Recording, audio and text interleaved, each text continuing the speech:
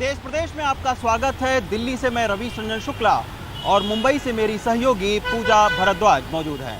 सबसे पहले बात करते हैं फीस वृद्धि की। इलाहाबाद विश्वविद्यालय के छात्र बीते 15 दिनों से फीस बढ़ोतरी के खिलाफ धरने प्रदर्शन कर रहे हैं। आज दिन भर हंगामा इलाहाबाद यूनिवर्सिटी में चलता रहा। कई छात्रों ने आत्मदाह करने तक की कोशिश की। देखिए ये रिपोर्ट।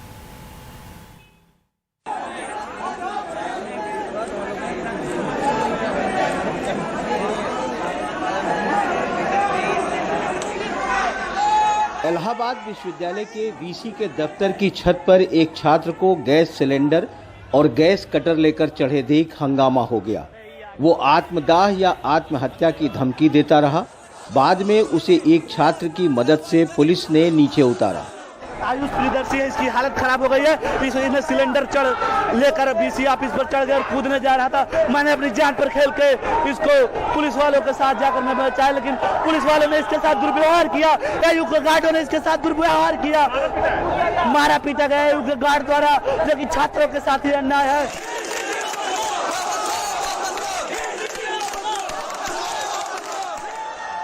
अपने आंदोलन के 15वें दिन सैकड़ों की तादाद में इकट्ठा छात्रों ने मंगलवार को वीसी दफ्तर का घेराव किया। कुछ और छात्रों ने आत्मदाह की कोशिश की। पुलिस से इनकी झड़प भी हुई। कम से कम 100 छात्र पेट्रोल डाले हैं अपने ऊपर और पी भी लिए हैं, और यहाँ हजारों की संख्या में छात्र पेट्रोल अपने पे डालेंगे। अगर हमारी मांग है 400% फीस वृद्धि के विरोध में।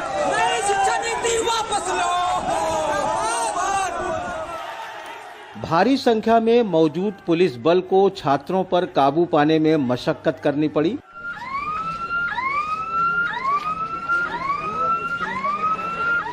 फायर ब्रिगेड की गाड़ी से इन पर पानी की बौछार छोड़ी गई।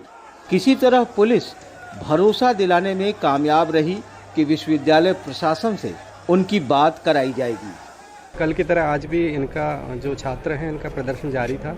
तो उसी में कुछ छात्र उग्र हो गए थे, जिसके लिए यहाँ पर फोर्स बुलवाई गई और उनको समझा बुझा के बात की गई और उनको बताया गया कि संवाद के माध्यम से उनकी जो भी समस्या है वो आगे जो विश्वविद्यालय प्रशासन है उसको पहुँचाएँ और इस तरह का उग्र जो किया गया वो ना करें, उग्र चीज़ें ना करें, और यही बातचीत की जा रही है। पिछले 15 दिनों से यह छात्र फीस वृद्धि को लेकर तरह तरह से प्रदर्शन कर रहे हैं, लेकिन इन छात्रों से कोई बात नहीं कर रहा है। फीस वृद्धि को लेकर छात्र और विश्वविद्यालय प्रशासन दोनों अपनी जिद पर अड़े हैं, लेकिन ये मसला जिद से नहीं बल्कि आपसी समझ से हल हो सकता है, क्योंकि विश्वविद्यालय प्रशासन का प्राइवेट इंस्टीट्यूट से फीस की तुलना करना कहीं से उचित नहीं है।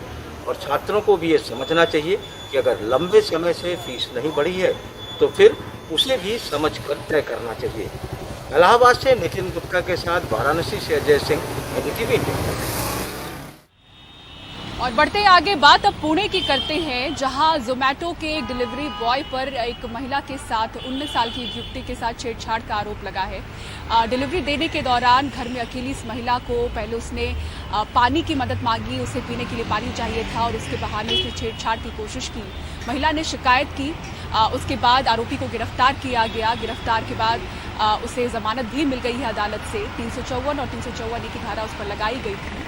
पुणे का ये मामला है और पुलिस ने अब जाकर इस पर बयान दिया है, क्योंकि शनिवार का ये मामला है 9:30 बजे का रात का, और पुलिस ने अब जाकर बयान दिया है जहां उन्होंने कहा है कि युवती ने जोमेटो के जरिए खाना बुक किया था, लेकिन डिलीवरी डंजो ऐप का ये डिलीवरी बॉय था। जोमेटो की ओर से भी एक बयान इस दौरान सामने आया है, जिसमें उन्होंने कहा है कि आरोपी जोमेटो डिलीवरी पार्टनर नहीं है।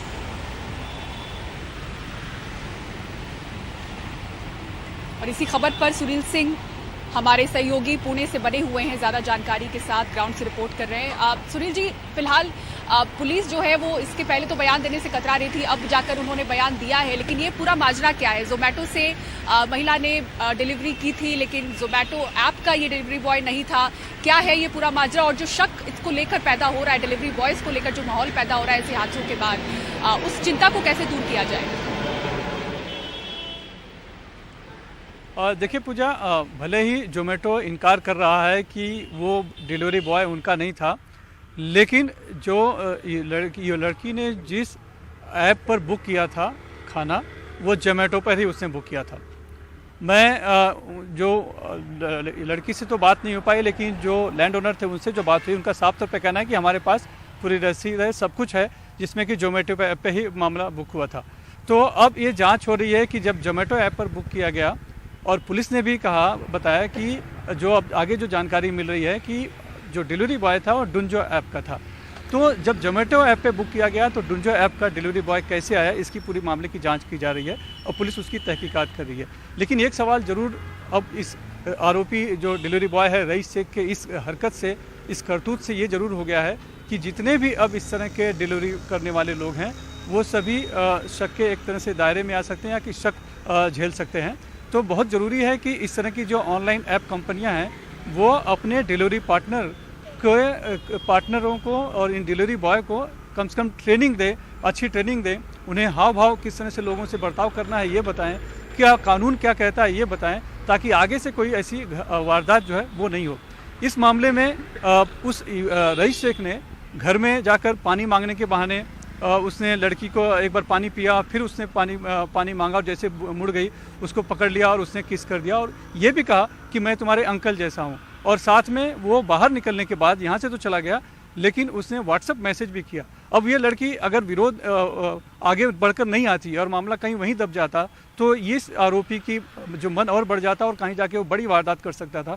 तो उसने बहुत ही हिम्मत का काम किया, उस लड़की ने सामने आई और अब मामला दर्ज कराया। सोसाइटी वालों ने उसको सहायता की, उसका मनोबल बढ़ाया, उसे लेकर गए, उसे हिम्मत बधाई और अभी भी सोसाइटी वाले कहीं ना कहीं उसका संबल बढ़ा रहे हैं, उसकी देख रेख कर रहे हैं। तो बहर कहने का मतलब ये है कि इस मामला दर्ज हुआ, सामने आया, तो अब इस पर कड़ी कार्रवाई होनी चाहिए। पुलिस ने हालांकि 354 ये का मामला दर्ज किया, उसे गिरफ्तार कर लिया और लेकिन उसकी अब जमानत भी हो गई है।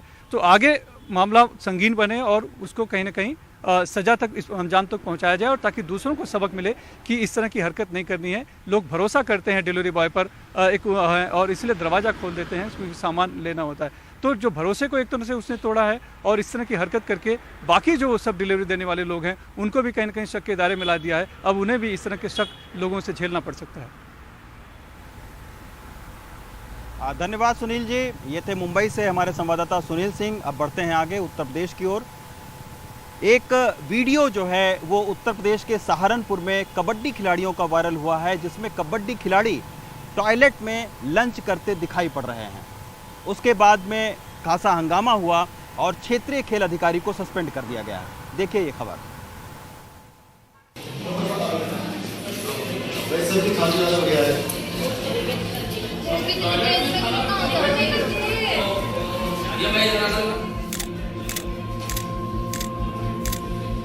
ये स्तब्ध करने वाली तस्वीरें हैं टॉयलेट के भीतर खाना रखने और परोसे जाने की।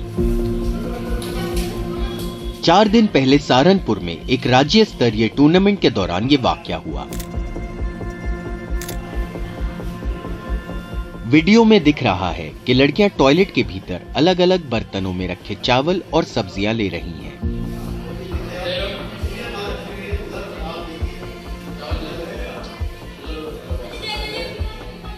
इनके पास एक कागज के टुकड़े पर छोड़ी हुई पूरियां दिखाई पड़ रही हैं।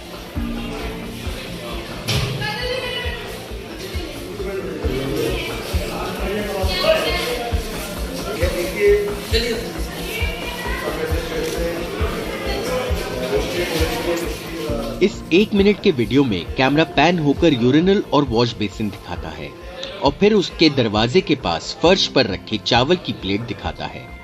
खिलाड़ी खाना लेकर बाहर जाते देखे जा सकते हैं। एक अन्य वीडियो में कामगार बर्तन उठाकर उसे बाहर ले जाता है जहां खाना पकाया जा रहा है। ये मामला सामने आने के बाद राज्य सरकार ने सहारनपुर स्पोर्ट्स ऑफिसर को निलंबित कर दिया है। उसने दावा किया था कि जगह की कमी से खाना चेंजिंग रूम में रखा गया था। नहीं, बाथरूम में नहीं कराया जा रहा था। असल में स्विमिंग पूल के अंदर, क्योंकि खाने की बारिश हो रही है इसलिए स्विमिंग पूल के अंदर खाने का अरेंजमेंट किया गया है और जो उनका खाना है, जो स्विमिंग पूल का जो चेंजिंग रूम होता है उसके अंदर उसको खाने का सामान को रखना, क्योंकि वही एक जगह बैठ रही है। यहाँ पर निर्माणाधीन पूरे स्टेडियम चल रहा है, कहीं जगह नहीं, आप खुद भी देख सकते हैं।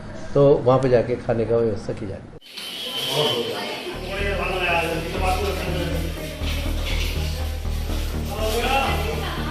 कबड्डी खिलाड़ियों के साथ इस तरह की बदसलूकी पर कई राजनीतिक दलों ने सवाल खड़े किए हैं। कांग्रेस ने ट्वीट किया कि बीजेपी तरह तरह के प्रचार पर करोड़ों खर्च कर सकती है, लेकिन खिलाड़ियों के लिए कायदे का इंतजाम नहीं कर सकती। वाईएसआर ने ट्वीट किया, यूपी में कबड्डी खिलाड़ियों को टॉयलेट में खाना दिया गया। क्या बीजेपी इस तरह खिलाड़ियों का सम्मान करती है? शर्मनाक। आरएलडी अध्यक्ष जयंत सिंह ने इसे अपमानजनक बताया। इसी संबंध में जो भी अव्यवस्थाएं पाई गई थी, इसमें एक जांच मैंने भी एडीएम-एफआर को दिया है और वो जो भी बिंदु हैं उन सभी बिंदुओं पर 3 दिन के भीतर जो है रिपोर्ट देंगे। रिपोर्ट के बाद इसमें जो है जो भी और आवश्यक कार्रवाई रहेगी और शासन को जो भी जिस तरीके से अवगत कराना है वो हम लोग शासन को भी अवगत कराएंगे। इस कहानी की सबसे अजीबोगरीब बात शायद ये है कि सरकारी अफसर ये बहाना मार रहे हैं या ये एक्सक्यूज दे रहे हैं कि उनके पास और कोई जगह नहीं थी कबड्डी के खिलाड़ियों को खाना सर्व करने के लिए टॉयलेट के अलावा। सहारनपुर में अशोक कुमार और राजेश गुप्ता के साथ आलोक पांडे, एनडीटीवी इंडिया। और ब्रेक के बाद आपको दिखाएंगे कि सीयूईटी की प्रवेश परीक्षा के बाद अब छात्र कौन कौन सी दिक्कतें झेल रहे हैं।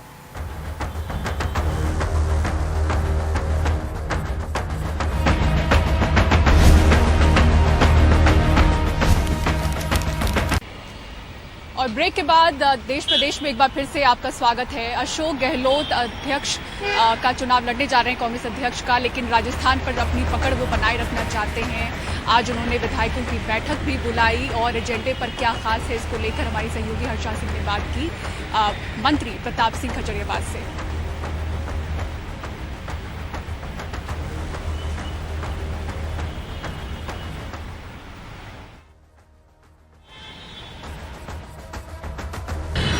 मेरे साथ है प्रताप सिंह जी खाचरियावास। प्रताप जी, बहुत कुछ बदल सकता है राजस्थान की राजनीति में अगर अशोक गहलोत जी कांग्रेस अध्यक्ष का चुनाव नामांकन भरने जा रहे हैं और चुनाव लड़ते हैं, तो आपको क्या लगता है कि राजनीति में क्या क्या चेंजेस आ सकते हैं? एक बात आप मानकर चलना, जितना आपको पता है उतना ही मुझे पता है। अशोक गहलोत जी खुद बहुत सीनियर लीडर है कांग्रेस के। देश के जो 5-10 सीनियर कांग्रेस लीडर हैं और उम्र में भी हम लोगों से बहुत ज़्यादा हैं, उनमें से एक अशोक गहलोत जी हैं।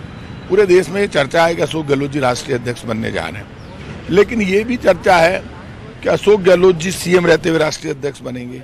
ये भी चर्चा है कोई और मुख्यमंत्री होगा। अब ये सब बातें फ्यूचर में क्या होगा उस पर डिपेंड करेगा, लेकिन राजस्थान की जो राजनीति है इसमें 1.25 साल बाद असेंबली का इलेक्शन है और मेरा ये मानना है कि ये एक्सपेरिमेंट का वक्त नहीं है। मेरा मानना है, व्यक्तिगत मैं खुली बात करने का आदी हूँ और ऐसे में राष्ट्रीय अध्यक्ष बनना भी बहुत बड़ी बात है, लेकिन देश इस वक्त कांग्रेस का कार्यकर्ता राजस्थान से प्रस्ताव बनाकर भेज रहा है कि राहुल गांधी राष्ट्रीय अध्यक्ष बने। मेरा ये मानना है कि राहुल गांधी की भारत जोड़ो यात्रा को जो समर्थन मिल रहा है पूरे देश में, उसके बाद राहुल गांधी को आगे आकर राष्ट्रीय अध्यक्ष बनना चाहिए। पूरा देश, पूरा नौजवान, पूरी जनता, क्योंकि बीजेपी का जो षड्यंत्र है वो यही तो षड्यंत्र चल रहा है कि राहुल गांधी बैकआउट करे, राहुल गांधी राष्ट्रीय अध्यक्ष नहीं बने, राहुल गांधी आगे आकर लीड नहीं करे। तो राहुल गांधी की यात्रा को जो समर्थन मिला है उससे लगता है राहुल गांधी को जो सब पीसीसी की तरफ से जा रहा प्रस्ताव राहुल गांधी अध्यक्ष के राजी हो जाए और फिर यदि नहीं होते हैं तो पार्टी आपको लगता है अभी भी नेगोशिएशन ओपन है, लाइक वो बन सकते हैं? क्यों नहीं बन सकते? राजनीति में हर दिन, हर पल, हर क्षण नया होता है, इसलिए ये कहना कि ऐसा हो गया है वो किसी भी पार्टी में, किसी भी राजनीतिक दल में ठीक नहीं है।